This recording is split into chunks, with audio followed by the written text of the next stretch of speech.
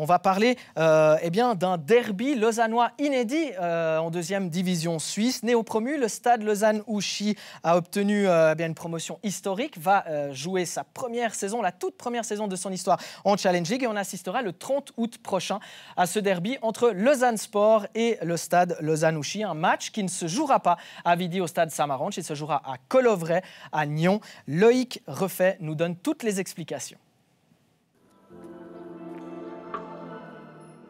C'est ici, sur le stade Juan Antonio Samaranch, à 2 pas du port de Vidi, que le stade Lausanne-Ouchy défend ses couleurs. Malgré un terrain aux normes UEFA et une tribune de 750 places assises, les Lausannois n'ont pas reçu l'autorisation d'évoluer dans leur enceinte. Alors, qu'est-ce qui cloche?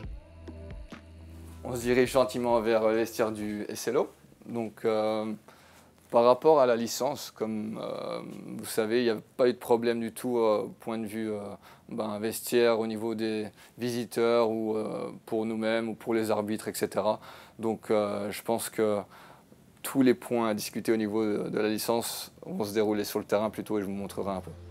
Les vestiaires ne présentent aucun problème et des aménagements étaient prévus pour la presse. Alors, le nœud de cette histoire, cet éclairage, dont la remise aux normes de la Ligue avait été budgétisée jusqu'à une mauvaise surprise. Avant l'étude de faisabilité, c'était environ 270 000. Mais après coup, il s'avérait que les mâts n'auraient pas supporté les éclairages. Donc ça aurait coûté aux environs du million. Alors ce déménagement à Nyon, inévitable? Comment dire, c'était peut-être pas la seule solution, mais ça aurait été, dans ce laps de temps-là, c'était la solution la plus rapide pour l'obtention de la licence. La Pontaise étant déjà occupée par le LS, le club imagine une solution de bon voisinage avec le CIO. Je sais qu'ils ont quand même mis assez d'argent dans leur nouveau centre, le CIO. Pourquoi pas avoir une petite partie pour ce magnifique stade. On espère avoir de bons contacts et de bons liens comme le Stade Lyonnais en a avec l'UEFA. Donc en espérant que ça avance dans ce sens-là. Les jours de match, les supporters lausannois pourront profiter de transports organisés jusqu'à Nyon. Mais ces déménagements ont un coût estimé à 150 000 francs annuels, dont 50 000 pris en charge par la ville de Lausanne. Pour Andy Laujoie, il faut aller de l'avant. C'est vrai qu'on aurait bien voulu jouer dans notre stade, en plus il est assez convivial, la pelouse est excellente, c'est au bord du lac, ça peut attirer du monde, mais malheureusement ce n'est pas le cas, donc on va faire avec, et puis on va aller jouer à Nyon, qui est une très belle pelouse aussi, donc on se réjouit quand même de jouer les matchs là-bas aussi.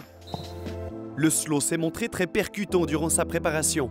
Les Vaudois, qui évoluaient encore en deuxième Ligue Inter il y a 7 ans, déjà entraînés par Andrea Binotto, ne dérangeront pas à leur volonté de produire du beau jeu, même dans le rôle du néo-promu.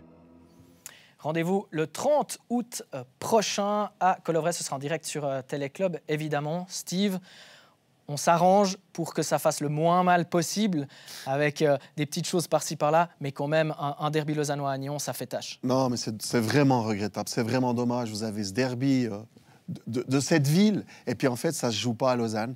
C'est vraiment regrettable. C'est d'autant plus que c'est vrai que le stade Samaranch, il est vraiment chouette. C'est vraiment un beau stade, mais quand même à noter tout le travail qui a été fait par Binotto en 7 ans de deuxième Ligue Inter en Challenge League. C'est juste fantastique et je crois qu'ils ont une bonne équipe malgré la défaite d'aujourd'hui.